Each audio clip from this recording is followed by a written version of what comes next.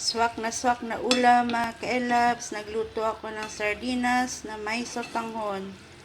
Ito ang aking ulam ngayon.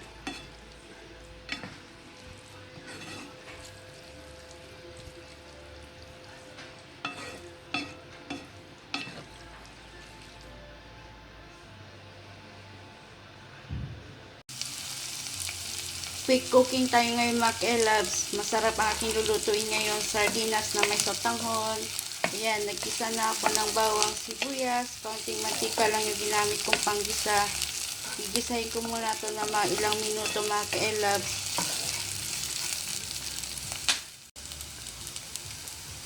Pagkagisa ko sa bawang sibuyas, ilalagay ko na rin ito isang lata na sardinas.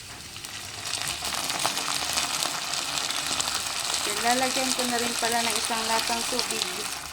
Yan, papakuluan ko muna ito mga ka-elabs bago natin ilagay yung sotanghon. Lalagyan ko rin na pala ito ng pampalasang asin. Tsaka paminta.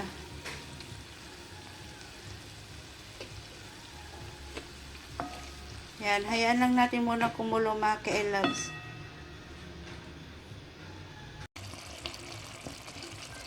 So, ayan mga ka-elabs, kumukulo na. Lalagay ko na itong sotanghon na binabad ko muna sa tubig. Yan.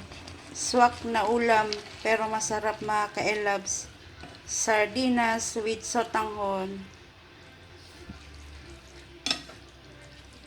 Lulutuin lang natin ito ng konti.